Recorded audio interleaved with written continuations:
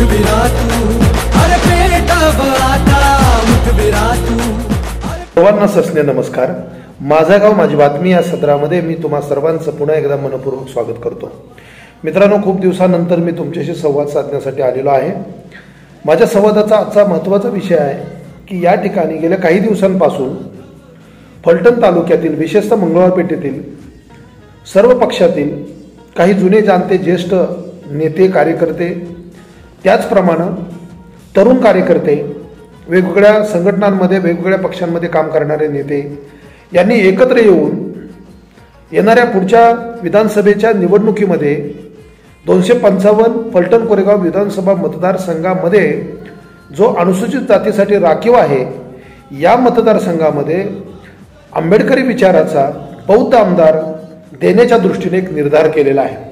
आणि त्या दृष्टीनं जुन्या जाणत्या ज्येष्ठ कार्यकर्ते नेत्यांपासून ते तरुण कार्यकर्ते नेते यांनी एकत्र येत आपल्यातील मतभेद, आपल्यातली संघटना, आपल्यातील पक्ष हे थोडा वेळ बाजूला ठेवून एकत्र येऊन एक प्रकारचं विचार मंथनाला सुरुवात केलेली आहे। आणि त्यामुळं त्यांनी उचललेलं हे पाऊल स्वागतार्ह आहे। मी त्यांना शुभेच्छा देतो आणि सर्वप्रथम त्यांना या ठिकाणी मी त्यांचं स्वागत सुद्धा करतो।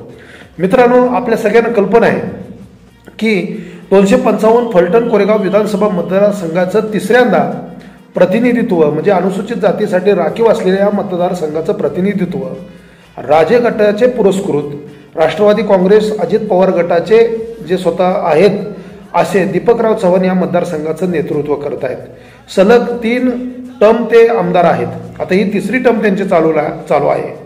परंतु जर आपण अनुसूचित जातीचा विचार केला तर अनुसूचित जाती प्रवर्गामध्ये 59 जाती येतात आणि 59 जातीमध्ये फलटण मतदारसंघाचा म्हणजे फलटण कोरेगाव विधानसभा मतदारसंघाचा जर विचार केला तर सगळ्यात जास्त लोकसंख्या ह्या 59 जातींपैकी बौद्ध समाजाची सगळ्यात जास्त लोकसंख्या आहे। फलटण तसं पाहायला गेलं तर एक चळवळीचं केंद्र आहे। फलटणची मग पॅन्थरची चळवळ असेल, रिपब्लिकन पक्षाच्या माध्यमातून झालेला लढा असतील, त्याचबरोबर या ठिकाणी अनेक प्रकारच्या चळवळी, अनेक प्रकारची आंदोलनं देणारी या ठिकाणी हे फलटण आहे। आणि त्या फलटणचा एक ऐतिहासिक, एक सांस्कृतिक, एक शैक्षणिक पार्श्वभूमी त्याची वेगळी आहे। आणि आंबेडकरी चळवळीच्या दृष्टीनं फलटण एक केंद्र आहे आणि त्या केंद्रामधून सलग 3 वेळा बौद्ध समाजाचा उमेदवार, पूर्वाश्रमीच्या महार जातीतील उमेदवार जाणीवपूर्वक डावलण्याचं काम सर्वच प्रस्थापित पक्षांनी केलेलं आहे। मला कल्पना आहे, मी या ठिकाणी सांगू इच्छित आहे आपल्या सर्वांना या व्हिडिओच्या माध्यमातून की या ठिकाणी जेव्हा 2014 मध्ये अनुसूचित जातीसाठी दीपकराव चव्हाण पहिल्यांदा त्यांना उमेदवारी जाहीर झाली, तत्पूर्वी फलटणमधून कोणाला उमेदवारी द्यायची या संदर्भात या ठिकाणी जे प्रस्थापित पक्षातले नेते, पुढारी जे आहेत त्या सर्वांनी एक पत्रक प्रसिद्ध केलं होतं। तसं बघायला गेलं ते प्रसिद्ध नव्हतं केलं, ते गुप्त पद्धतीत ते फिरलं होतं। हे पत्रक मला जे आता हयात नाहीत त्यांच्या घरी मला प्रत्यक्ष बघायला मिळालं आणि त्या पत्रकामध्ये एकच सूर होता की कोणीही करा, फक्त बौद्ध किंवा पूर्वाश्रमीच्या महार जातीतील उमेदवार आपल्या फलटणचा आमदार करायचा नाही, असं या सगळ्या प्रस्थापित नेत्यांनी, पुढाऱ्यांनी ठरवले होतं।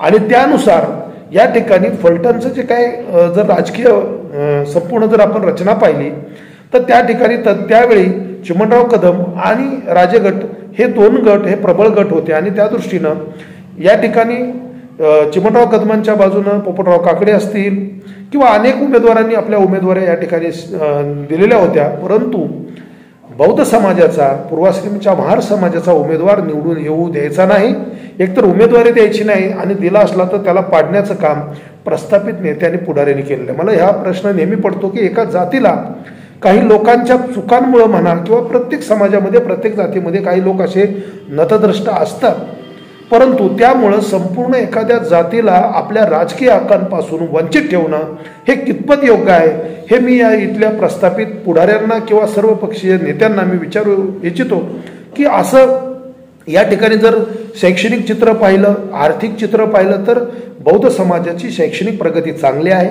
ज्या मंगळवार पेठेला एका वेगळ्या कारणानं ती पेठ संपूर्ण जिल्हाभर, संपूर्ण तालुकाभर प्रसिद्ध होती, आज याच मंगळवार पेठेतनं वर्षाला कमीत कमी 2-3 क्लास 1 अधिकारी होत आहेत। वर्ग 2 पदावरती अनेक अधिकारी जात आहेत। इथलं शैक्षणिक पार्श्वभूमी चांगली आहे. आता सध्याचं चित्र पाहिलं तर या ठिकाणी ज्यामुळं ही पेठ बदनाम करण्यात आली होती त्यातलं कुठलंही गोष्ट या पेठेमध्ये आता घडत नाही. मुलं चांगले अभ्यास करतायत, मोक्याच्या माऱ्याच्या जागा पटकवतायत. चांगले PSI पासून ते अगदी सेलटॅक्स इन्स्पेक्टर पर्यंत सगळ्या प्रकारच्या पदांवरती इथली पेठेतली मुलं आज आपलं गुणवत्ता सिद्ध करून या ठिकाणी मोक्याच्या जागा पटकवत आहेत. आणि असं असताना या समाजाला राजकीय हक्कांपासून वंचित ठेवत असताना ही कुठली रणनीती आहे या ठिकाणी, याचा मला प्रश्न नेहमी पडतो. मित्रांनो, सर्वच राजकीय पक्षांमध्ये आंबेडकरी समाजाचे, बौद्ध समाजाचे कार्यकर्ते काम करतात. तुम्हाला त्यांची कामात मदत लागते, तुम्हाला स्टेजसाठी त्यांचा उपयोग होतो, तुम्हाला संघटन बांधण्यासाठी बौद्ध समाजाचे कार्यकर्ते तुमच्याबरोबर असतात, तुम्हाला राजकीय वजन वापरायसाठी कार्यकर्ते तुमच्याबरोबर असतात, तुम्हाला दबावाचं राजकारण करायचं असेल तर कार्यकर्ते तुमच्याबरोबर असतात. पण नेमकं राजकीय सत्ता जर द्यायची असेल तर मात्र या समाजातल्या लायक अशा उमेदवारांना मात्र डावलण्याचं काम या ठिकाणी होतंय. आणि हे होऊ नये, आणि हे होत असलेलं अनेक दिवस बौद्ध समाजाच्या, पूर्वाश्रमीच्या, महार समाजाच्या या लोकांच्या मनामध्ये एक खतखत होती. आणि ती खतखत त्या मनात मग ते काही कार्यक्रमाच्या माध्यमातून हे लोक यांनी बोलून दाखवलेलं आहे.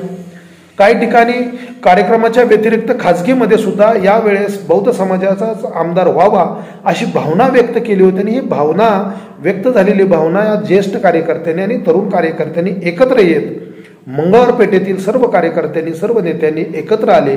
त्यांच्यामध्ये मतभेद होते का तर होते, पण ते मतभेद त्यांनी बाजूला ठेवलेले आहेत. पण एकच निर्धार केला की यावेळेस मात्र आंबेडकरी विचाराचा बौद्ध आमदार या तालुक्याला, या मतदारसंघाला मिळावा म्हणून ते प्रयत्न करतात. आणि त्या दृष्टीनं या ठिकाणी त्यांनी संपर्क दौरा, चर्चासत्राला सुरुवात केलेली आहे. आणि त्या दृष्टीनं गावोगावी जाऊन समाजातल्या लोकांचं ते त्या ठिकाणी चर्चा करतायत, त्यांना मार्गदर्शन करतायत आणि त्यांची मतं जाणून घेऊन येणाऱ्या काळामध्ये एक महामेळाव्याचं आयोजन करण्याचा विचार त्यांनी केलेला आहे.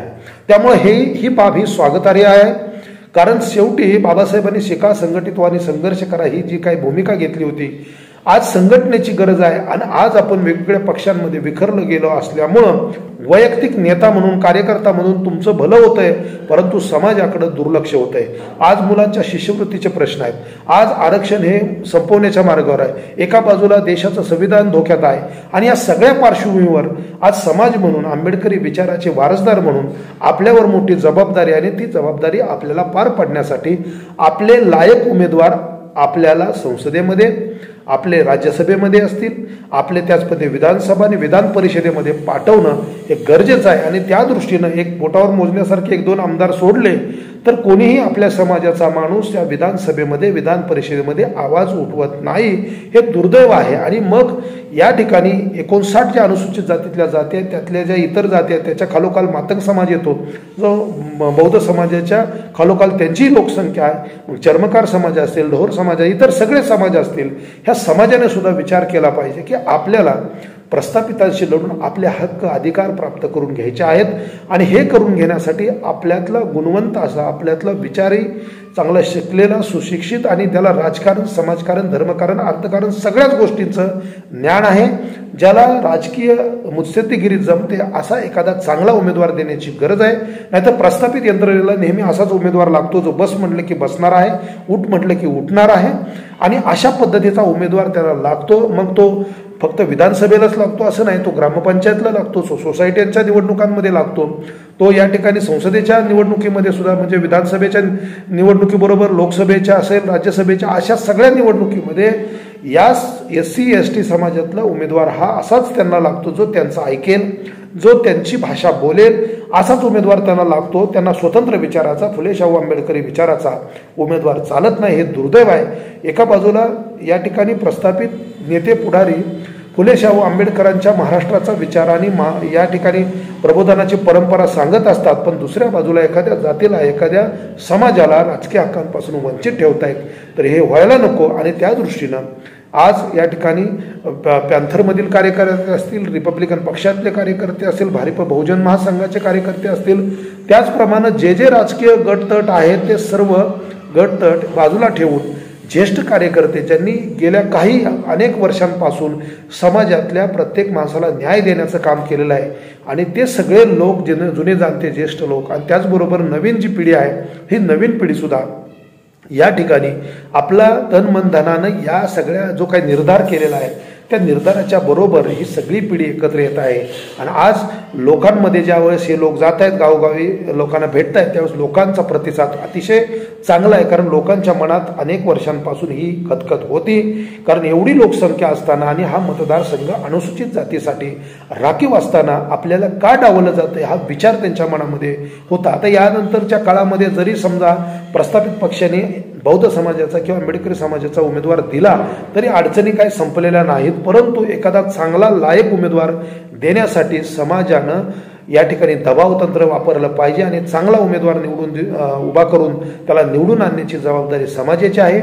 फक्त मग आणखी एक प्रश्न याच्यामध्ये येतो की फक्त बौद्ध समाज एकत्र येऊन तो उमेदवार निवडून येणार नाही, त्यासाठी आपल्याला आपल्या अनुसूचित जातीमधील ज्या इतर 58 जाती आहेत त्याचबरोबर SC ST OBC भटके विमुक्त या समाजातल्या लोकांना सुद्धा सोबत घ्यावं लागेल आणि या सगळ्यांनी सोबत येऊन या ठिकाणी आपल्या जिभेवरती साखर ठेवून डोक्यावरती बर्फ ठेवून आपल्याला फलटण तालुक्याच्या आणि फलटण कोरेगाव विधानसभेमध्ये जे काही क्षेत्र असेल आपलं त्या प्रत्येक गावामधल्या अडीअडचणी समजून घेऊन त्यांच्यासाठीचा विकास आराखडा आपल्या उमेदवाराच्या डोक्यात पाहिजे। फक्त जातीचं कार्ड आपल्याला चालणार नाही, त्यासाठी तालुक्याचा सामाजिक असेल, भौगोलिक असेल, आर्थिक असेल, शैक्षणिक असेल, राजकीय असेल, सांस्कृतिक असेल या सगळ्या अंगानं या मतदारसंघाचा अभ्यास करणारी टीम सुद्धा आपल्याकडे असावी लागेल आणि ती टीम आपल्या नेत्याला आपल्या जो काही उमेदवार असेल त्याच्या डोक्यामध्ये तो एक कृती आराखडा विकास आराखडा तो आपल्या नेत्याच्या डोक्यात असला पाहिजे, तो सुद्धा आपल्याकडे असल्याशिवाय आपण उमेदवारीसाठी आग्रह धरू शकत नाही। त्यासाठी आपल्याकडे एक कृती आराखडा आपल्या डोक्यामध्ये पाहिजे आणि त्या दृष्टीनं सगळ्यांना सोबत घेऊन जाणारा आणि सगळ्यांच्या सुखदुःखांमध्ये सगळ्यांच्या न्यायासाठी लढणारा उमेदवार येत्या काळामध्ये 255 फलटण कोरेगाव विधानसभा मतदारसंघातून देण्याची गरज आहे। आणि या गेल्या सलग 15 वर्ष जरी दीपकराव चव्हाण या मतदारसंघाचे नेतृत्व करत असले तरी येत्या काळामध्ये मात्र या ठिकाणी त्यांना थांबवून बौद्ध समाजातील आंबेडकरी समाजातील एखाद्या लायक उमेदवाराला आपण आमदार म्हणून विधानसभेमध्ये पाठवण्याची गरज आहे आणि तो स्वतंत्र विचाराचा असेल, त्याच्या दृष्टीनं या मतदारसंघाचा विकास महत्त्वाचा आहे, त्याच्या दृष्टीनं शिक्षणाच्या सुविधा असतील, त्याच्या दृष्टीनं अनुसूचित जाती जमातींच्या शिष्यवृत्तीचा प्रश्न असेल, त्याच्या दृष्टीनं आर्थिकीकरणासाठी किंवा आर्थिक प्रगतीसाठी काही उद्योगधंद्याची निर्मिती असेल, या सगळ्याच बाबी विचारात घेऊन या ठिकाणी अशा स्वरूपाचा उमेदवार देण्याची गरज आहे। मी या व्हिडिओच्या माध्यमातून एवढंच सांगेन की आव्हान आहेत, आपल्यामध्ये एकजूट कायम राहिली पाहिजे। ज्या पद्धतीनं आता तुम्ही एकत्र आलेला आहात तीच एकजूट येणाऱ्या निवडणुकीमध्ये, निवडणुकीला वेळ काही जास्त नाही, 2-3 महिन्यामध्ये सगळी प्रक्रिया पूर्ण पडणार आहे, त्यामुळं ही ताकद आपल्याला निर्माण करायची आहे आणि येणारा जो काय महामेळाव्याची तारीख या ठिकाणी संयोजन समिती आपल्याला सांगेल त्या मेळाव्यासाठी मोठ्या संख्येनं आपल्याला एकत्र आलं पाहिजे आणि प्रस्थापित पक्षांवरती एक प्रकारचं दबाव आपल्याला टाकून सर्वांना सोबत घेऊन ही भूमिका आपल्याला बजवावी लागेल।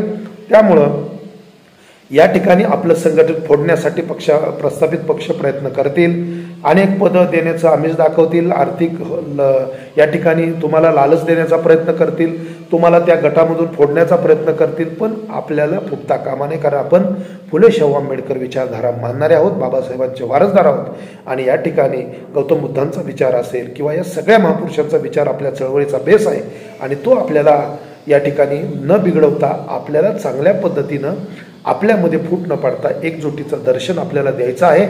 जुन्या जाणत्या कार्यकर्त्यांनी नवीन कार्यकर्त्यांनी एक प्रकारचा विचारांचा सेतू या ठिकाणी साधून आपल्याला आपली संधी जी आहे, आपला निर्धार आहे तो शेवटपर्यंत टिकवायचा आहे आणि ते टिकवण्यासाठी विशेषतः तरुणांनी पुढाकार घ्यायचा आहे। आपल्याला आपलं मतदान वाढलं पाहिजे। सध्या मतदार नोंदणीचा या ठिकाणी कार्यक्रम सुरू आहे, त्या दृष्टीने सुद्धा आपल्या बैठकाच्या निमित्तानं या ठिकाणी जे तरुण 18 वर्ष पूर्ण करतायत त्यांचं सुद्धा या ठिकाणी मतदार यादीमध्ये नाव येण्यासाठी आपल्या कार्यकर्त्यांना जागृत करणं गरजेचं आहे आणि या दृष्टीनं एक कृती आराखडा करण्याच्या दृष्टीनं एक या इंटेलेक्च्युअल जी टीम आहे त्या टीमनं काम करावं आणि तो आराखडा आपल्या या सगळ्या लोकांकडे देण्याची गरज आहे आणि त्या दृष्टीनं आपण सगळ्यांनी प्रयत्न करूया आणि येणाऱ्या काळातला जो आपला निर्धार आहे तो पूर्णत्वास नेण्यासाठी प्रयत्न करूया। पुन्हा एकदा सर्व जुन्या जाणत्या आणि नवीन कार्यकर्त्यांना जो काही निर्धार केला त्याबद्दल शुभेच्छा आहेत। आम्ही सर्वजण आपल्या पाठीशी खंबीरपणे आहोत, ज्या ठिकाणी तन मन धनानं आम्ही आपल्यासोबत आहे आणि आपल्या या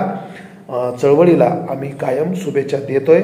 आम्ही तुमच्याबरोबरच आहोत आणि कुठेही असलो तरी या ठिकाणी ही चळवळ बळकट करण्याचं काम आपण करूया. प्रस्थापित पक्षांना गोडीत सांगतोय आपण की तुम्ही आमची लोकसंख्या एवढी आहे, आमच्याकडे इंटेलेक्च्युअल माणसं एवढी आहेत, आमच्याकडे विचार करणारी, आमच्याकडे विजन असणारी माणसं आहेत आणि तुम्ही आम्हाला डावलून जर या ठिकाणी यावेळेस जर नवीन माणूस देत असाल तर मात्र आम्हाला आमच्या हक्कांसाठी लढावं लागेल. एवढंच या ठिकाणी आपण त्यांना सांगू आणि त्या पद्धतीने येणाऱ्या काळामध्ये एकजुटीचं दर्शन आपण द्याल अशी आशा व्यक्त करतो आणि आपल्या सर्वांना शुभेच्छा देतो आणि थांबतो. धन्यवाद.